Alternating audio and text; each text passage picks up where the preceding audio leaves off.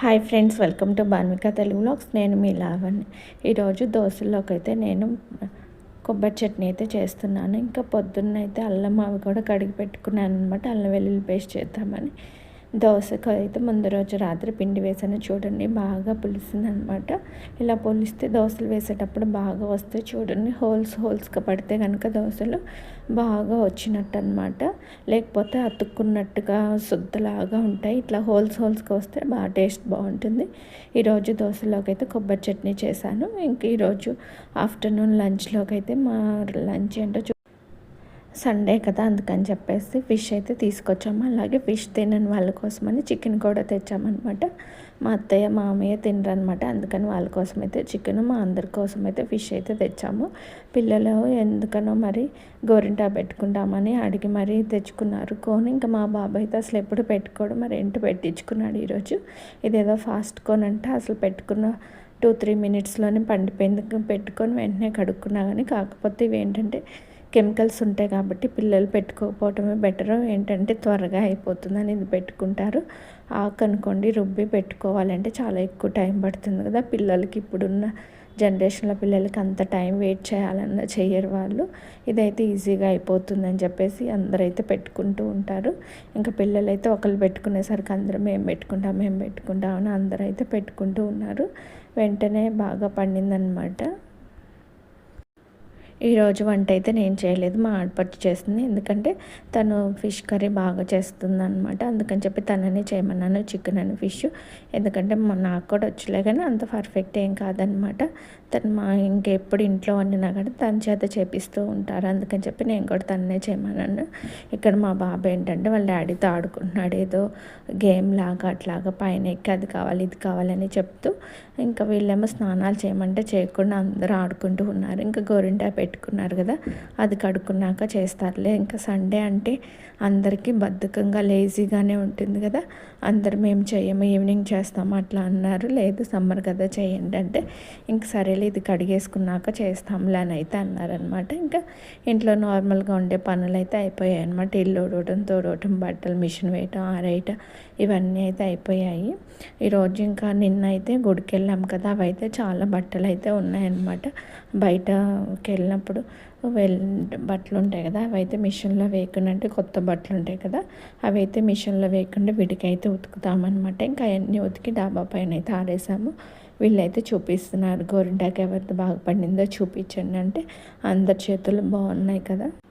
ఇంకా అందరైతే స్నానాలు చేశారు. ఇంకా అన్నం పెడదామని చెప్పేసి మా పిల్లలకి ఫిష్ కర్రీ కలుపుదాంలే అని కలిపితే మా బాబాయ్ అయితే ఇంకా 2 ముద్దలు తినిచ్చి నాకు వద్దంటే వద్దన్నాడు అనమాట. అది అందులో ముళ్ళన్నీ తీసి బాగా మెత్తగా చేసి కలిపినా కానీ తను ఇంకా వద్దని పెరుగన్నం అయితే తిన్నాడు. ఇంకా పాపకైతే తినిపించాను. ఇక్కడైతే ఇంకా అందరం కూర్చొని భోజనం అయితే చేస్తున్నాము. ఫిష్ కర్రీ అయితే అన్నం తినడం కూడా లేట్ అవుతుంది కదా. అన్నం తిన్నాక కొంతసేపు అయితే పడుకున్నాము. లేచిన తర్వాత ఇంకా తాలింపు గింజలు అయిపోయినాయి అని చెప్పేసి తాలింపు గింజలు అయితే కలుపుతున్నాను. నేను ఎప్పుడు ఇలా కలుపుకుంటాను, ఒక నెలకి సరిపడా వస్తాయి అన్నమాట. విడివిడిగా ఉన్నాయనుకోండి, మళ్ళీ కర్రీ చేసేటప్పుడు మళ్ళీ అన్ని డబ్బాలు తీసి పెట్టి అట్లా టైం అయితే పడుతుంది. అందుకని నేను ఆవాలు, మినుములు, అలాగే పచ్చిశనగపప్పు, జీలకర్ర ఇవి 4 అయితే కలిపి పెట్టుకుంటాను. ఒక డబ్బా నిండా, 1/2 కేజీ డబ్బా అనుకోండి, దాని నిండా పెట్టుకుంటాను. నాకు 1 మంత్ అయితే వస్తాయన్నమాట. ఇంకా మళ్ళీ అవి అయిపోయిన తర్వాత మళ్ళీ అలా డబ్బా నిండా అయితే కలిపి పెట్టుకుంటాను. ప్రతిసారి కూడా నాకు ఇట్లా అయితేనే ఈజీగా ఉంటుంది. అన్నిట్లోనూ పోపు దినుసులు వేసుకుంటాం కదా, సపరేట్గా ఎందుకులే అని మొత్తం అయితే ఇలా చేసి పెట్టుకుంటాను. ఒక్కొక్కసారి ఇందులోనే అవిసె గింజలు ఉంటే అవి కూడా కొంచెం అయితే కలుపుకుంటాను. అవిసె గింజలు తింటే మంచిది అంటారు కదా. ఇంకా తాలింపులు వేసిన ఏదో ఒక రకంగా అయితే మన పొట్లోకి అయితే వెళ్ళిపోతాయి కదా అని ఒక్కొక్కసారి అయితే అలా కలుపుతాను. ఈరోజైతే కొంచెం తక్కువ కలిపాను, డబ్బా అయితే నిండలేదన్నమాట. ఇంక ఈవినింగ్ అయితే టీ అయితే పెట్టుకొని తాగుతున్నాం అనమాట. ఒక పక్క అయితే పాలు వేడి చేస్తున్నాను, ఇంకొక పక్క అయితే టీ పెట్టాను. పిల్లలకి పాలు ఇద్దాంలే అని చెప్పేసి ఇంకా నేను టీలో చెప్పాను కదా బెల్లం పౌడర్ అయితే కలుపుతానని. వడపోసిన తర్వాత అందులో బెల్లం అయితే కలిపేసాను. ఇంకా మేము 5గురం అయితే టీ అయితే తాగుతున్నాము. ఇంకా గిన్నెలు, ఇంకా ఆఫ్టర్నూన్ తిన్న గిన్నెలు అయితే ఉన్నాయి కదా, అవన్నీ ఇంకా నేనైతే కడుగుదాంలే అని కడుగుతున్నాను. మా ఆడపడుచు వచ్చిన దగ్గర నుంచి మ్యాక్సిమం తనే కడుగుతుందనమాట, పొద్దున సాయంత్రం. ఇంకా తను ఇంకా బట్టలు మడతేస్తూ ఉంటే నేను కడుగుతానులే, నువ్వు బట్టలు మడతాయంటే సరే అని మడతేస్తుంది. ఇంకా నేనైతే గిన్నెలు అయితే కడిగేసాను. ఇంక ఈవినింగ్కి ఏమో కర్రీస్ కూడా ఉన్నాయన్నమాట. చికెన్ కర్రీ కొంచెం ఉంది, అలాగే చేపల పులుసు అయితే ఉంది. అందరికీ సరిపోతుంది. ఇంకా కర్రీ ఎందుకులే, సరిపోతే చట్నీ వేసుకుందాంలే అనుకున్నాం, కానీ అందరికీ సరిపోయిందనమాట. చేపల పులుసు చేసినప్పటికన్నా తర్వాతకి రుచి బాగుంటుంది అంటారు కదా, సేమ్ మాకు కూడా అదే. ఆఫ్టర్నూన్ తిన్నప్పుడు పులుపు అదంతా ఎక్కువ అనిపించలేదు. ఈవినింగ్ తినేటప్పుడైతే పులుపు అవన్నీ బాగా పట్టాయి అనమాట. చాలామంది అయితే నైట్ టైమే చేసి పెట్టుకొని మార్నింగ్ అట్లా తింటూ ఉంటారు. చేపల పులుసు చేసినప్పుడు కన్నా నెక్స్ట్ డేకి బాగుంటుందని. ఇంకా మేమేమో ఇంకా సాటర్డే తిన్నాం కదా, అందుకని సండే అయితే చేసుకున్నాము ఆఫ్టర్నూన్కి, అలాగే ఈవినింగ్కి కూడా మాకు ఫిష్ కర్రీ అయితే సరిపోయింది. నేను ఇంకా నైట్ టైము పిల్లలందరూ పడుకున్న తర్వాత వాయిస్ ఓవర్ ఇస్తున్నాను కదా, ఒక్కొక్కసారి మధ్యలో అయితే వచ్చి డోర్ కొట్టడం అట్లా చేస్తూ ఉన్నారు. అందుకే కొంచెం సైడ్లో అప్పుడప్పుడు డిస్టర్బెన్స్ అయితే వస్తూ ఉందన్నమాట.